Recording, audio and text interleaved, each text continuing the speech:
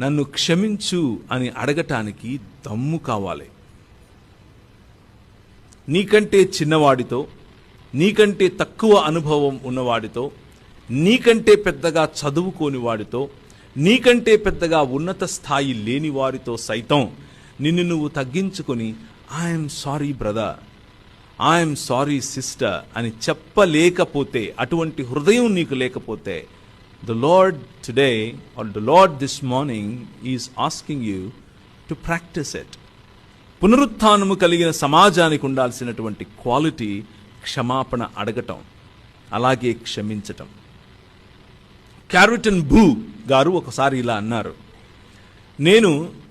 నన్ను నా సమాజాన్ని ఏ జర్మన్ సమాజం అయితే యూదురాలు క్యాంప్స్లో వేసి జుట్టు పీకి గ్యాస్ వదిలి మరీ మమ్మల్ని చంపారో, అటువంటి సమాజానికి చెందినటువంటి ఒక వ్యక్తి మా నాన్నగారిని, మా ఇంట్లో ఉన్న వాళ్ళను ఒకరికి తర్వాత ఒకరిని నా కళ్ళ ముందే ఎవరైతే చంపారో అతను వచ్చి ఒకరోజు ఐఎమ్ సారీ అని చెప్పాడు.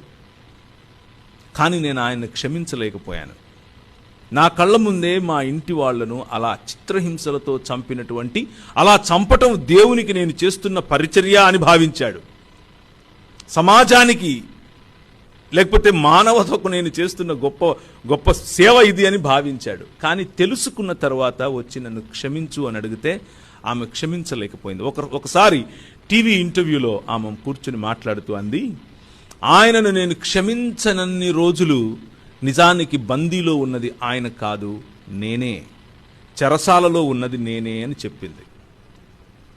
నేను ఏ రోజైతే ఆయనను మనస్ఫూర్తిగా క్షమించానో ఆ రోజు నేను విడుదల పొందాను అని చెప్పింది.